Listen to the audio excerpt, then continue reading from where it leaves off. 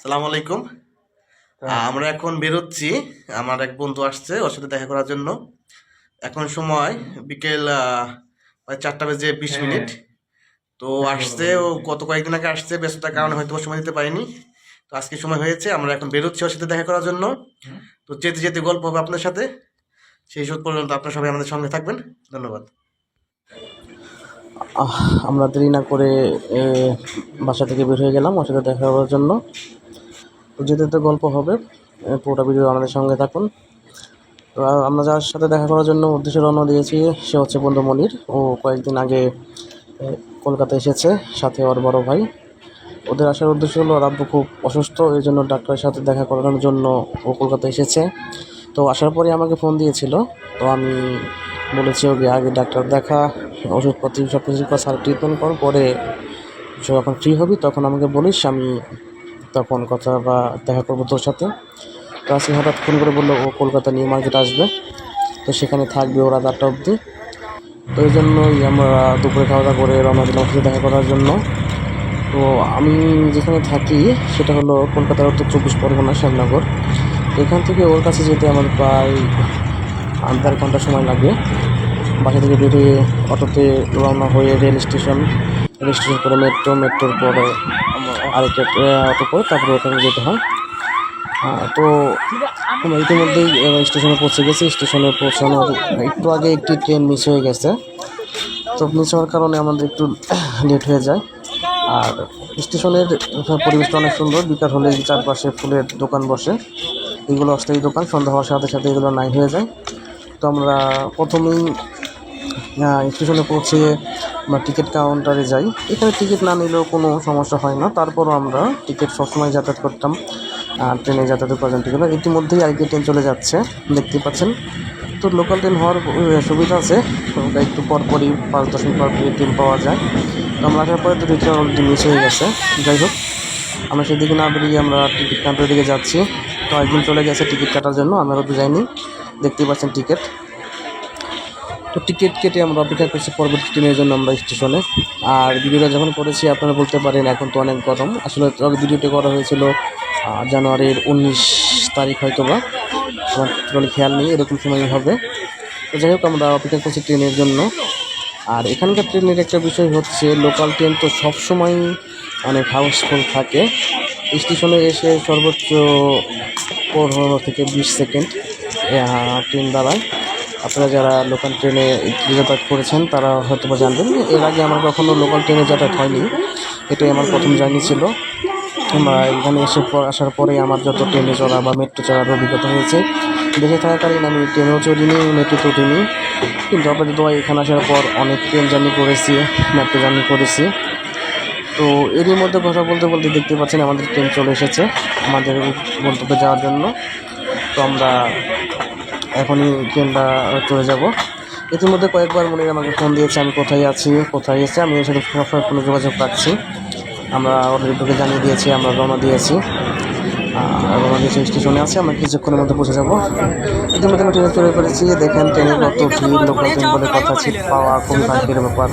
আমরা দাঁড়িয়ে যাচ্ছি, বেশিরভাগ সময় আমার ট্রেনে যাতায়াত করতাম দাঁড়িয়ে, কারণ সিট একমাত্র শুধু রাতে যখন হয়, যেমন লাস্ট ট্রেন থাকে হলো আপনার রাত 10টা অব্দি লোকাল ট্রেন, তখন যদি আপনার কপাল গুণ ভালো হয় তাহলে আপনি বসার সিট পাবেন, তাছাড়া না। অলরেডি এর মধ্যে আমরা দমদম স্টেশনে পৌঁছে গেছি। তো এখান থেকে স্টেশনে নামার পর আমাদের আরেকটি কাউন্টারে যেতে হবে। আর এখান থেকে আমরা মেট্রো কাউন্টার স্টেশনে যাব। মেট্রো থেকে টিকিট কেটে আপনার তারপরে নিউ মার্কেট এক্সপ্লেনেট, দমদম থেকে এক্সপ্লেনেটের টিকিট কাটতে হবে মেট্রোর জন্য।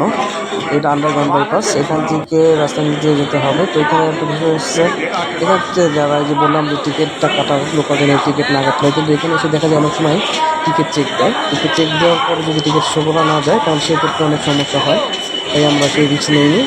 আর যে দীর্ঘ লাইন দেখতে পাচ্ছেন এটা মেট্রো স্টেশনের লাইন। অলরেডি আমরা টিকিট কেটে ফেলেছি, এখন আমরা রানিং সীমিত করে আমরা উপর দিকে যাচ্ছি মেট্রো স্টেশনের। তো তাদেরকে বললাম যে যেহেতু ভিডিও করছি আপনারা একটু দাঁড়ান, একটু ভিডিও করি মেট্রো স্টেশনে। যদিও মেট্রো স্টেশনে আপনার ভিডিও করা খুবই একটা বিপজ্জনক বিষয়, এখানে সবসময় সিসি ক্যামেরা লাগানো আছে এবং নোটিশ দেওয়া আছে এখানে কোনো রকম ভিডিও করা যাবে না। তারপর আমি ভিডিও করছি যাতে পুলিশজন না দেখে। বুঝেনি তো ভিডিও করতে হলে একটু রিস্ক নিতেই হয়। তাদেরকে বলার পরে আমরা ভিডিও করলাম, আমাদেরকে আমরা নির্দেশে পৌঁছে গেছি। ওইখানে দেখতে পাচ্ছেন অনেক লোকের ভিড়, সবাই মৃত্যুর জন্য অপেক্ষা করছে। সামনে দেখতে পাচ্ছেন আমাদের মৃত্যু চলে উঠেছে, আমরা অপেক্ষা করছি। কিছুক্ষণের মধ্যে মৃত্যু ঢুকে যাবো। আরেকটি বিষয় হলো মৃত্যুর ভিতরে ভিডিও করা নিষিদ্ধ। আপনারা কৃষিতে উঠেছেন তারা অবশ্যই জানবেন মেট্রোর ভিতরে। আর এখানে একটু কি মৃত্যু ছাড়ার পরে পরই তারা ভাড়া করে উঠতে হয়, কারণ কে আগে বসবে না। দেখেন আমি উঠতে না উঠতেই অলরেডি সিট বুকিং হয়ে যায়। আর এখানে একটি মেট্রোর বিষয় হলো এখানে দেখা যায় যে মহিলাদের জন্য একটা সিট রিজার্ভ থাকে, তারপর একটা বয়স্ক বা প্রতিবন্ধী তাদের জন্য একটা সিট রিজার্ভ থাকে। দেখা যাচ্ছে 4টা সিট থাকলে 3টাই রেস্ট্রিক্ট দেওয়া থাকে, যে বসা যাবে না। তারপর কি এখানে কার কথা সবাই মহিলা সিটেও বসে, বয়স্ক সিটে বসে, তো আমি আর বসার সুযোগ পাইনি। তার ঈদের মিটার ভিতরে ভিডিও করছি দেখানোর জন্য। যদিও এটা খুব রিক্সের কাজ, রিক্স নিয়েও করছি, কিছু করার নেই, আপনাদের দেখানোর জন্য, যাতে আপনি একটু দেখতে পারেন। এটা হচ্ছে আমরা দমদম স্টেশন থেকে এক্সপ্লানেট নিউ মার্কেটের জন্য উদ্দেশ্যে রওনা দিয়েছি। অলরেডি আমরা পৌঁছে গেছি এক্সপ্লানেটে। এখানে টিকিট পাঞ্চ করে গেট খুলবে। তো আমি ভিডিওটা করার পূর্ব থেকে আগে আমি চলে যাচ্ছি টিকিট পাঞ্চ করে। তো এই আমরা পৌঁছে গেছি নিউ মার্কেট এরিয়া এক্সপ্লানেট। এর মধ্যে ওদের ফোন দিয়েছি, কোথায় আছিস।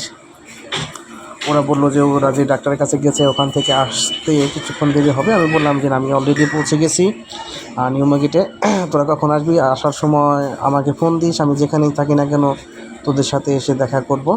তো এখান থেকে আমাদের একটু হাঁটতে হবে, তো সামনে গিয়েই আমরা নিউ মার্কেট এরিয়ায় উঠে যাব। তো নিউ মার্কেটে এটা আপনারা সবাই চেনেন, বিশেষ করে যারা ইন্ডিয়ায় ঘুরতে আসেন। কলকাতার ঐতিহ্যবাহী একটি জায়গা হচ্ছে নিউ মার্কেট। এখানে প্রায় আসলে পরে 90% মানুষই বাংলাদেশি থাকে। আমরা ইন্ডিয়ায় ঘুরতে আসলে বেশিরভাগ মানুষই এই নিউ মার্কেট এখানেই আসি। তো যেহেতু মনিরের বন্ধু মনির আসতে দেরি হবে, এই জন্য আমরা একটু সময় কাটানোর জন্য নিউ মার্কেট যেখানে বলে সেখানে একটু শীতের কাপড় দেখছিলাম, যে সময় কাটানোর জন্য। তো কীরকম দাম হলে দেখা যায় না। তো কলকাতার আরেকটি বিষয় এই হচ্ছে আপনার সুপার কমপ্লেক্স। এখানে দেখতে পাচ্ছেন এটা হলো ভিমার্ট ইন্ডিয়ার একটি নাম করা ব্র্যান্ড। এখানে আপনার প্রয়োজনীয় নিত্য প্রয়োজন থেকে শুরু করে A to Z সব কিছুই পাবেন। এরই মধ্যে ফোনে এসে বসে গেছি বন্ধু মনিরের সাথে দেখা করার জন্য চলে এসেছি। আপনারা দেখতেই পাচ্ছেন অতঃপর তাদের সাথে আমার দেখা হলো, বড় ভাই মিঠু ভাইয়ের সাথে দেখা হলো। আরেকটি বিষয়, বিদেশের মাটিতে বন্ধুদের সাথে দেখা হওয়ার মানে কীরকম যে একটা আবেগ, কীরকম কী সেটা আপনারা সবাই জানেন। যারা বিদেশে থাকেন তারা যদি জানতে পারে যে দেশের বন্ধু বা বড় ভাই কোনো একজন আত্মীয়স্বজন এসেছে, যত কষ্টই হোক যত দূরে হোক সবাই চেষ্টা করে দেখা করার জন্য। তদ্রূপ আমিও খুব এক্সাইটেড ছিলাম দেখা করার জন্য। সেই সাথে আমি স্যারের কাছে সাথে দেখা করি, স্যারের পাশে সালাম করে তার আশীর্বাদ নেই। আর স্যার খুবই অসুস্থ, আপনারা সবাই স্যারের জন্য দোয়া করবেন। স্যার যেন অতি শীঘ্রই সুস্থ হয়ে আমাদের মাঝে আবার ফিরে আসতে পারে তার স্বাভাবিক জীবনে। তো অনেকক্ষণ স্যারের সাথে কথা বললাম, তার চিকিৎসার বিষয়ে খোঁজ খবর নিলাম, কেমন আছেন তিনি, ডাক্তার কী বলেছেন, সব কিছুই তাদের সাথে আলোচনা করে অনেকটা সময় তাদের সাথে ঘুরলাম, সময় কাটালাম। এর মধ্যে শুনতে পেলাম তারা বাড়ি চলে যাবে, এই জন্য কীভাবে তারা কী কেনাকাটা করবে কিছু কেনার জন্য তাদেরকে আমরা সাহায্য করলাম। সর্বোপরি খুব ভালো একটা সময় কেটেছিল স্যারদের সাথে দেখার জন্য। স্যারদেরকে দেখে খুবই মনটা খারাপ হয়ে গেল। এই স্যার যে স্যার আমাদের একসময় অনেক ভালোবাসতেন, শাসন করতেন, তার আগেও স্নেহে শাসনে বড় হয়েছে, আর সেই স্যার খুব অসুস্থ। সবাই দেওয়া করবেন স্যারের জন্য। তো সব কিছু শেষ করে বিদায় নিয়ে আমরা অলরেডি আবার মেট্রো স্টেশনে চলে এসেছি আমাদের গন্তব্য বাড়ি পৌঁছানোর জন্য। সবাই সে অবধি ভালো থাকবেন, সুস্থ থাকবেন। আল্লাহ হাফেজ। স্যারের সঙ্গে দোয়া করবেন। ধন্যবাদ।